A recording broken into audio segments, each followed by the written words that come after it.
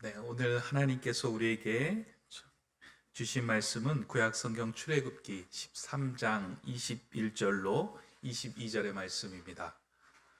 구약성경 출애굽기 13장 21절에서 22절의 말씀인데요. 길지 않습니다. 우리 한 목소리로 함께 봉독하도록 하겠습니다.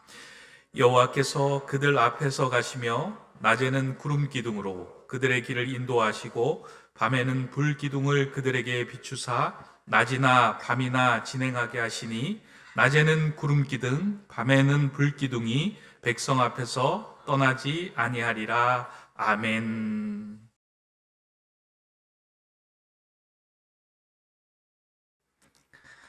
어떠세요? 살아가는 삶에 결핍이 사라진다면, 내가 그토록 바라던 물질이 채워지기만 한다면, 또 내가 그토록 간절히 기도하며 하나님께 토로했던 건강이 회복이 된다면, 또 회사에서 승진이 되고 내가 원하던 것, 바라던 프로젝트가 잘 성사만 된다면 우리는 아마 행복해지지 않을까 그런 생각을 할 때가 참 많습니다. 서양 속담에 그런 말이 있습니다. 돈이 많은 사람은 위궤양만 낳으면 행복해질 거라고, 돈이 없는 사람은 돈만 많아지면 행복해질 거라고 생각한답니다. 그런데 그것이 채워지면 우리는 정말로 행복해지는 것일까? 그런데 그 전에 한번 생각해 보실 필요가 있겠습니다. 과연 살아있는 사람으로서 결핍이라는 것은 날마다 채워질 수 있는 것일까? 그 결핍은 사라지는 것일까? 이걸 한번 생각해 보실 필요가 있겠다, 그런 생각합니다. 좀 극단적으로 표현해 볼까요? 문제가 없다고요? 그는 산 목숨이 아닐 겁니다. 살아있다면, 우리가 세상을 호흡하며 살아간다면 문제라는 것은 날마다 여실한 것이 아닐까. 이곳저곳 아픈 데가 많은데 특히 더 아픈 곳에 집중하고 살다가 이게 해결되면 좋겠다, 그게 해결되면 그 다음 아픈 곳에 눈길이 갑니다.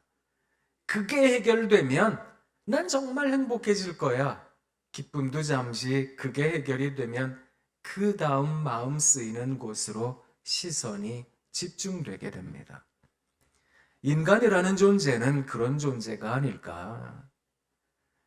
이스라엘 백성이 그토록 원했던 해방, 그토록 바랐던 이집트 땅에서의 노예의 삶이라는 것, 그걸 해소할 수 있었습니다.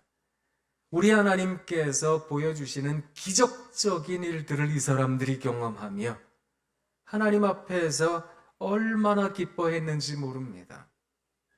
그런데 이 사람들 이집트 떠나서 살아가다가 보니 이것도 모자라고 저것도 부족하다는 걸 알게 되었습니다. 그래서 이런 결핍으로 가슴 아파했고 저런 궁핍으로 힘들어할 때가 많았습니다.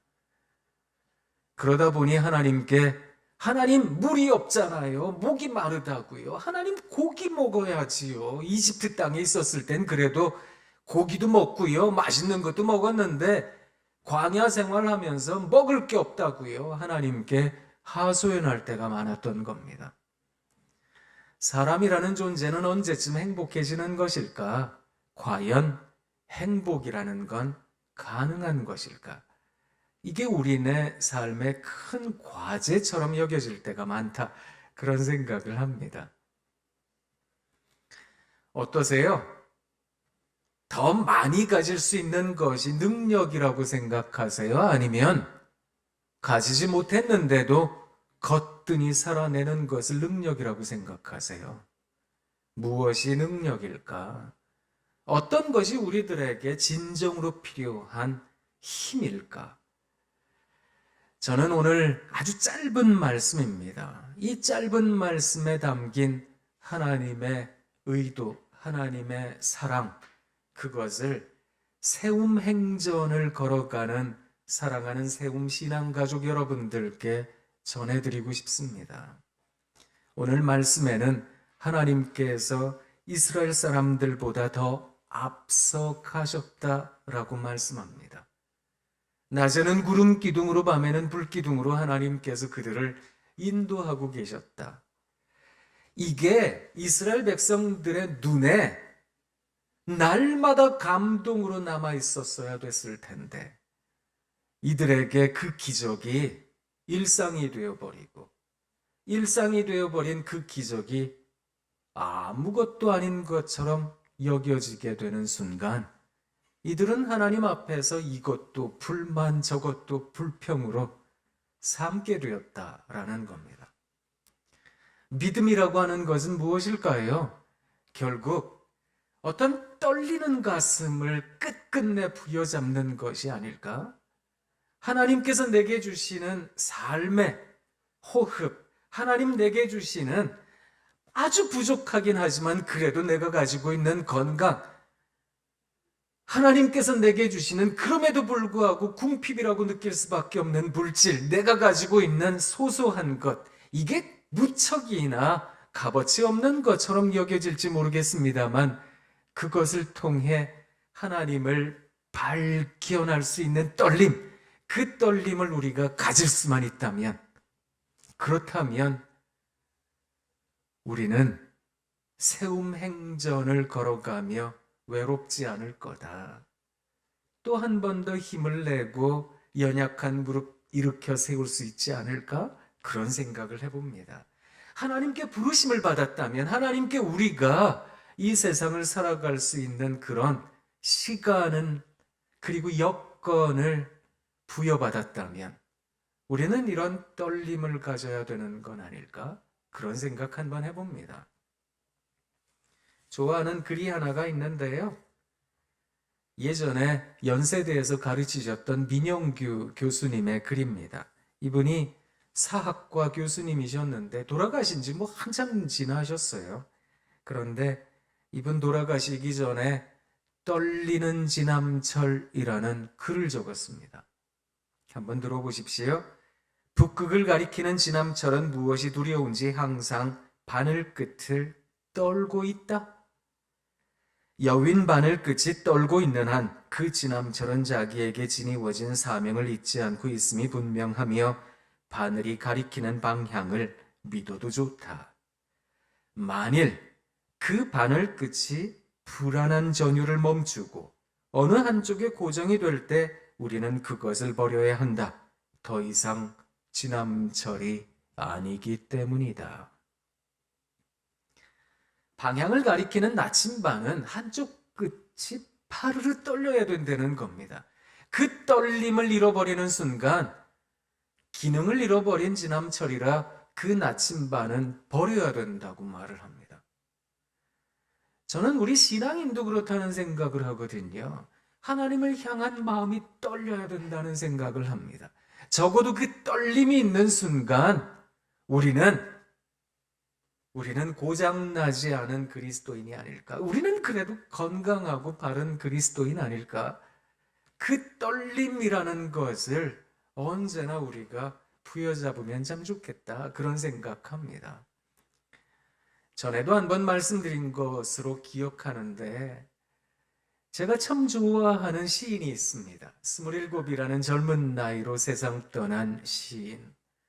일본 후쿠오카 감옥에 갇혀서 마루타 실험당해 죽임당했다라고 알려져 있는 시인 윤동주입니다. 누군가가 제게 윤동주 시의 화두 한 가지만 한번 꼽아보세요 라고 묻는다면 저는 주저함 없이 부끄러움이라는 단어를 꼽을 겁니다. 요 사이도 그럴 수 있겠습니다만 예전에는 아들이라 어머님, 아버님 봉양해야 된다 이런 생각 많이 했잖아요.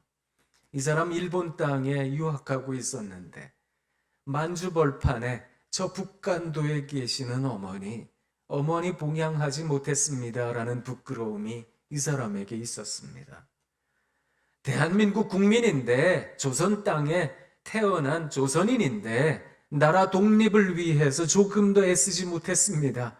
라는 부끄러움이 있었더랬습니다. 그리스도인이었는데, 하나님 믿는 사람인데 그리스도인답게 살지 못하는 것 같습니다. 라는 부끄러움이 있었던 겁니다.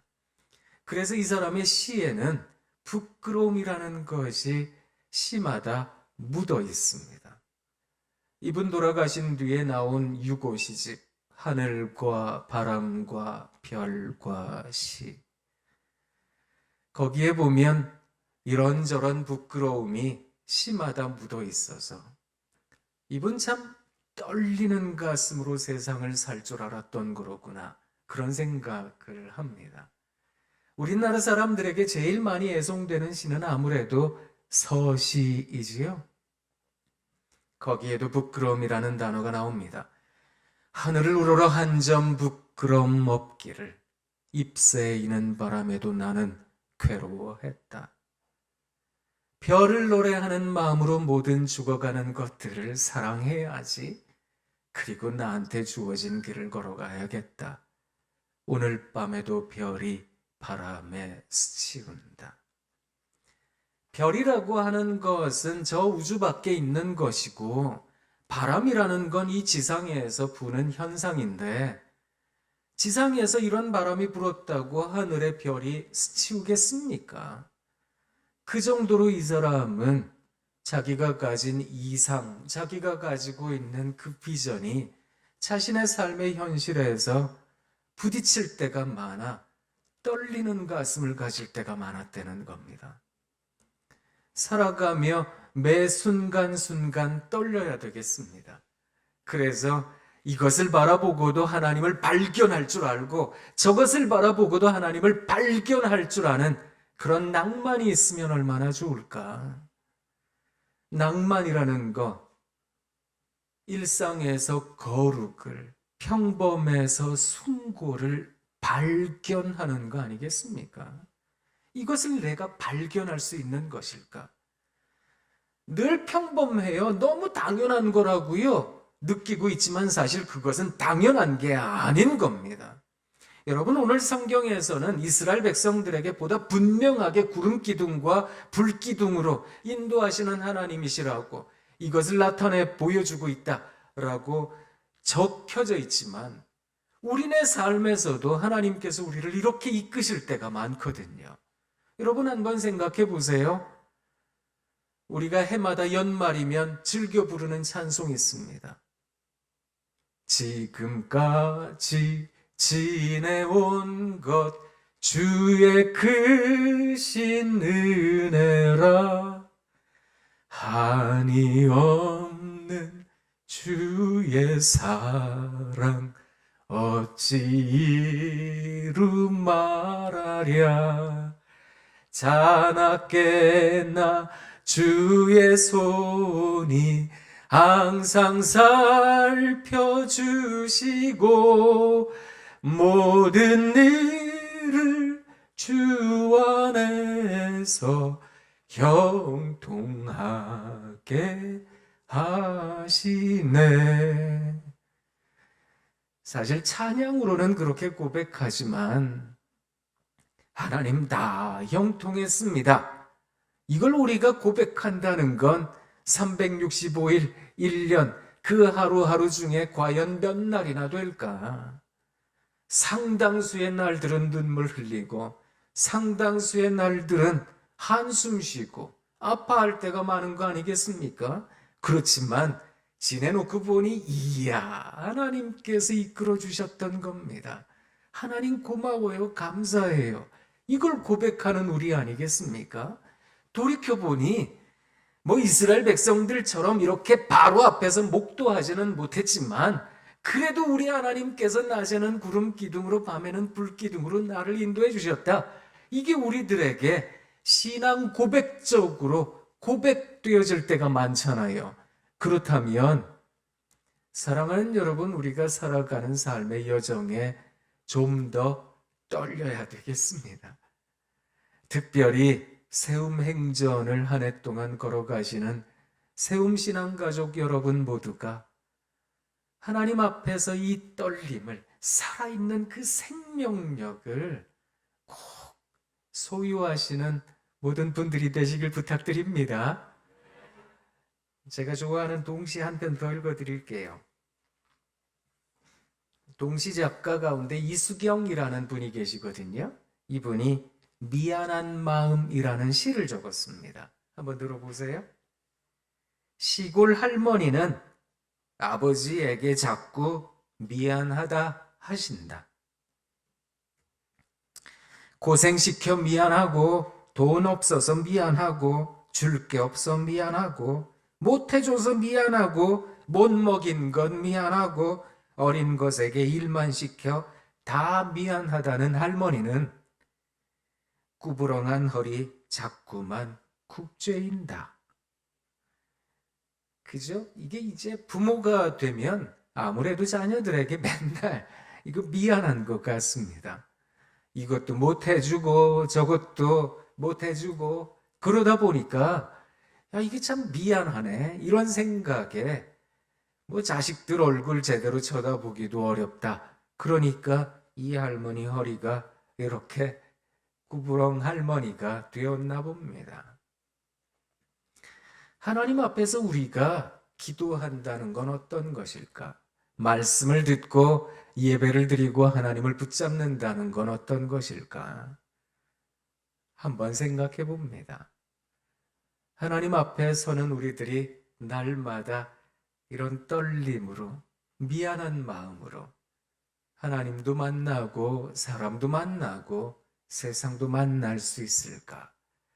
그렇다면 결핍이라고 하는 것이 단지 우리 내 가슴에 비수처럼 꽂히는 고통만은 아닐 거다. 결핍이라고 하는 것을 바라보면서도 다른 사람들이 이것도 없네요. 그대에게는 저것도 없잖아요. 지금 아프지요. 돈도 없고 실패했다면서요. 그런저런 이야기로 내 가슴을 아프게 하지만 그 아픔의 한가운데 있는 우리 세움 행전을 걸어가는 우리는 하나님 고맙습니다. 감사합니다. 그렇게 살아있을 수 있는 건 아닐까? 그 생각을 한번 해봅니다. 행복학자들이 연구를 하면서 행복이라고 하는 이 추상적인 단어를 어떻게 이걸 실제화시켜서 한번 객관화시켜서 측정할 수 있을까? 두 가지를 환원시켜 생각했던 겁니다. 첫 번째가 뭐냐 하면 이 사람은 과연 자족할 수 있는 능력이 있는가? 이것을 일컬어 조금 어렵게 resilience, 회복 탄력성 뭐 이렇게 얘기를 하기도 했는데요. 살아가면서 감탄을 자주 하는가? 살아가면서 경탄의 눈으로 세상을 바라보는가? 우와, 이게 참 고맙습니다. 사과 한 쪽 놓고도 이야, 하나님 감사합니다. 쥐꼬리 같은 봉급 받고서도 우와, 하나님 감사해요. 아이들이 힘들어할 때에도 이야, 우리 아이들 기뻐할 수 있는 능력. 이걸 자족이라는 말로 표현을 하기도 하는데 그게 있는 사람은 행복합니다라는 겁니다. 자, 이제 행복학자들이 말하는 행복을 한번 실천해 볼까요? 교회는 연습하는 데니까요. 자, 이제 앞뒤 옆에 계신 분들을 바라보면서 한번 감탄해 보도록 하겠습니다. 우와! 이야! 아직 좀 많이 어색하신 것 같아요. 그냥 뭐 아이고 우와 해주지 뭐 이야 그러시면 안 되고요. 다시 한번 진심으로 우리 눈들 바라보시면서 서로 바라보시면서 한번 고백하겠습니다. 우와 이야 와 여러분 우리가 예배당에서 예배드리며 이렇게 감탄을 연습했잖아요. 이걸 살아가는 삶에서 적용하시라는 겁니다. 그게 내 마음을 날마다 떨림에 두는 것은 아닐까? 그러면 살아있다, 나는 행복하다, 그 마음이 나도 모르는 사이에 온 몸을, 온 마음을 감싸게 될 겁니다. 그렇게 한번 살아내 보시는 거지요. 그러면 야, 희한하게 이스라엘 백성들이 발견했던 구름 기둥을 발견하실 겁니다. 이 불기둥을 발견하시게 될 겁니다. 가끔 이 말씀 읽으면서 그 생각하거든요. 하나님, 제 앞에 구름 기둥이 있고 날마다 불 기둥이 있으면 나는 이스라엘 백성들처럼 안 살 텐데요. 근데 이스라엘 백성들도요, 그게 당연해지는 시간을 맞이하게 되고 이게 지겨워지는 시간을 맞이하게 됐거든요. 사람은 그런 존재라는 생각을 합니다.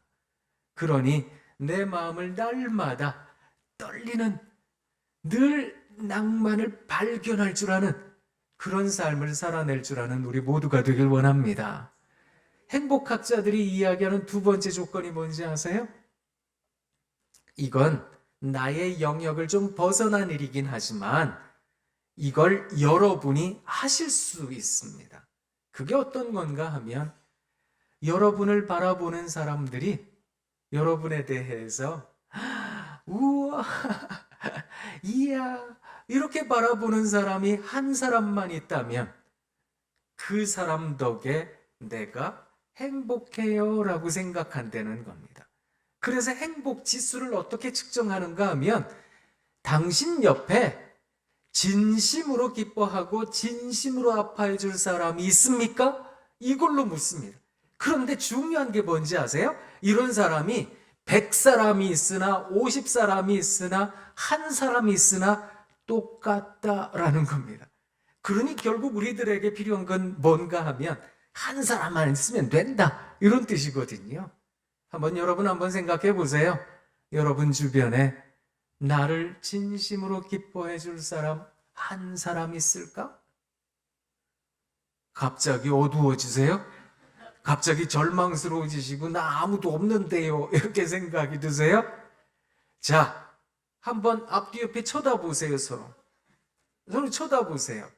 우리가 세움 행전을 걸어간다면 하나님 앞에서 이 거룩한 걸음을 걸어가는 사람들이라고 한다면 우리는 서로가 서로에게 그 좋은 친구가 되어주면 참 좋겠습니다. 그렇게 살아낼 수 있기를 부탁드립니다. 그렇게 내 옆에 있는 사람을 살뜰히 챙길 줄 아는 사람, 그게 우리 세움 신앙 가족들이 되면 참 좋겠습니다. 한번 쳐다보세요 또. 네. 일주일에 한 번 보는데 이 사람 내가 굳이 뭘 챙겨 이렇게 생각하세요? 그러시면 안 되고요. 우리가 정말 끈끈한 성도의 사랑, 그 사랑으로 매여 있는 사람들이라면 서로가 서로에게 살뜰해지면 좋겠습니다. 애틋해지면 참 좋겠습니다. 만약 이 자리에 부부가 계신다면, 가족이 계신다면 그런 살뜰한 애틋한 가족이면 참 좋겠습니다. 제가 말씀 준비하면서 예전에 읽었던 글이 다시 제 눈에 들어와서요, 읽어드리고 싶은데 조금 가슴이 미어지는 글이기도 한데요. 한 간호사의 병동일기라는 글이 있습니다. 이게 좋은 생각이라는 잡지 아시죠? 거기에 실린 글인데 들어보세요. 할아버지는 남자 병실, 할머니는 여자 병실, 바로 옆 병실에 입원해 계셨다. 그러던 어느 날 갑자기 상태가 안 좋아진 할머니는 일반 병실에서 중환자실로 옮겨지셨고 자꾸만 의식이 떨어져가는 할머니의 손을 어루만지시며 할아버지는 눈시울을 붉히셨다. 다음날 아침 할머니는 다행히 깨어나셨다. 보청기를 낀 할아버지는 밥을 먹으러 식당으로 가던 나를 붙잡으시더니 할머니의 상태에 대한 내 설명을 한마디도 놓치지 않고 잘 들으시려고 애를 쓰셨다. 할아버지, 할머니 좋아지셨어요. 걱정 안 하셔도 돼요. 란 말에 내 손을 꼭 부여잡으시며 연신 감사합니다를 되뇌셨다. 그 후로 수일간 할머니는 중환자실에서 계셨다. 할아버지는 매일 아침 매점에서 과자며 음료수며 아이스크림을 사서 간병인들에게 한 봉지, 간호사들에게 한 봉지 나눠주셨다. 미안하다고, 고맙다고 연신 고개를 조아리셨다. 그런데 오늘 할아버지는 조용히 주무시고 계신 할머니께서 눈을 뜨시지 않자 할머니께서 숨을 거두신 줄 알고 어찌할 바를 모른 채 다급하게 할머니 이름을 목 놓아 부르며 통곡하셨다.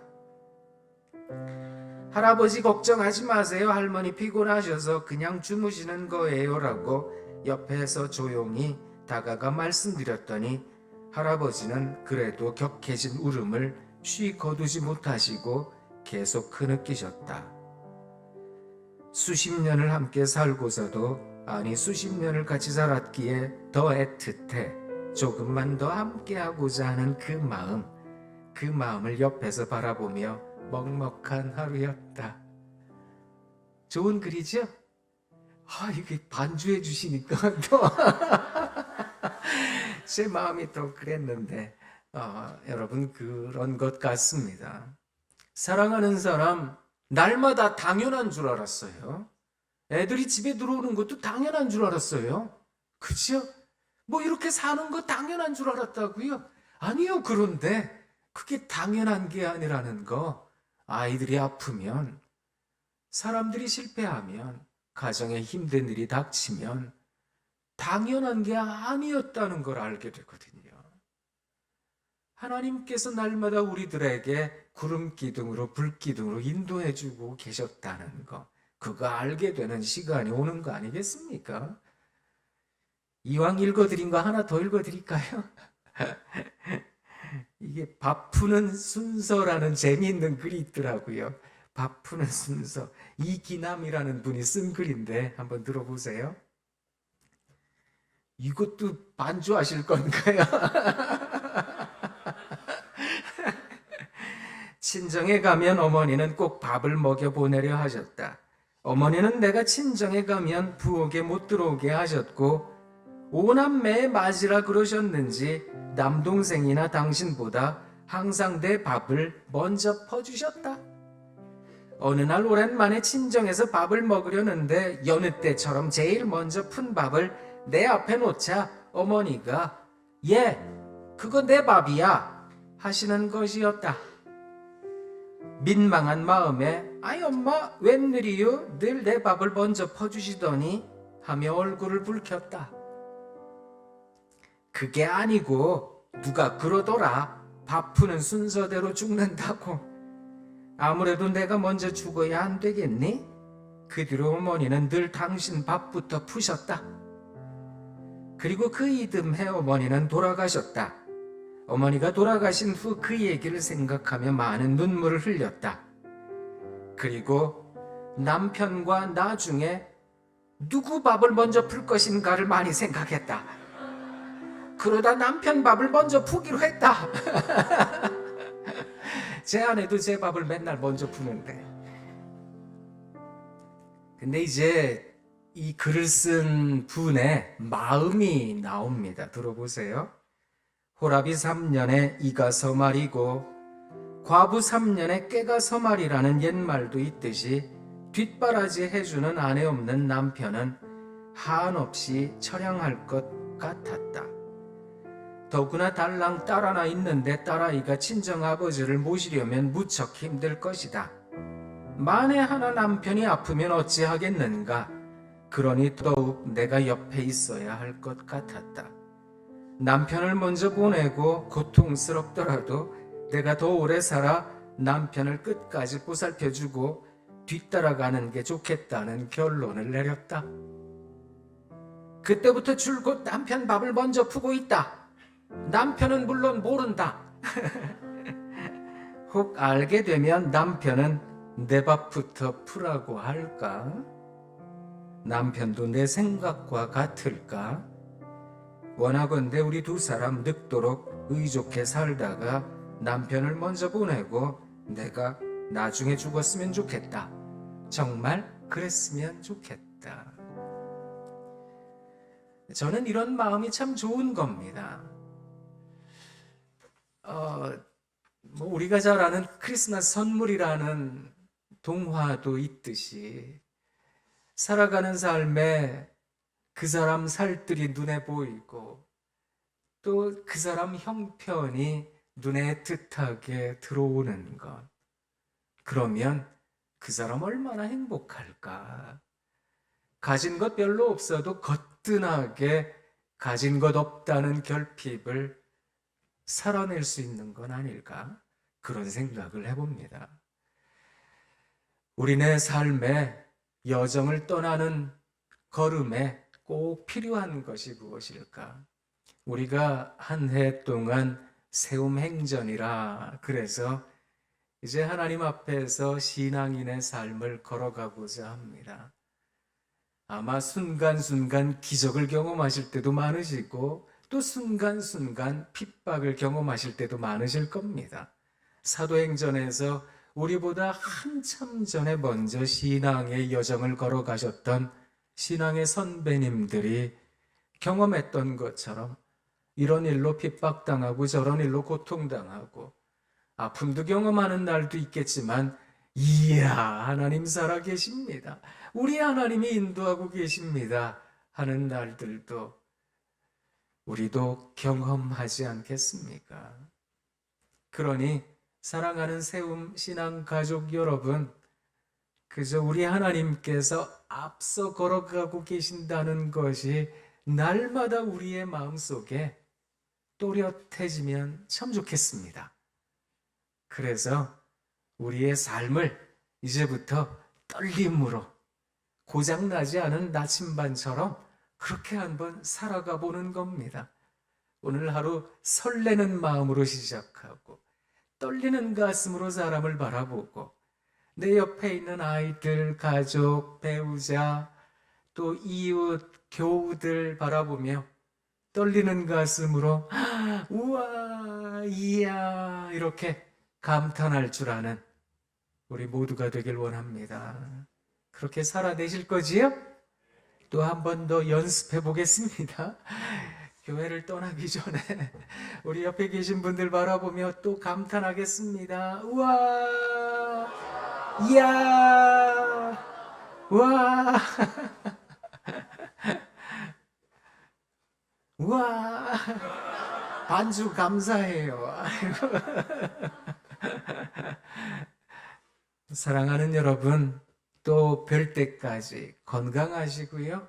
또 행복하시면 참 좋겠습니다. 기도하겠습니다. 하나님, 참 사랑하고 좋아하는 우리 세움교회 신앙 가족들과 함께 하나님 말씀 속에 또 한 번 더 다짐 가져봅니다. 하나님, 이제 길 떠나는 귀한 신앙의 가족들 살아가며 힘들 때 하나님 구름 기둥으로 불 기둥으로 이들 앞서 걸어가 주시고 인도해 주시고 지켜 주시기를 원합니다. 예수님 이름으로 기도합니다. 아멘.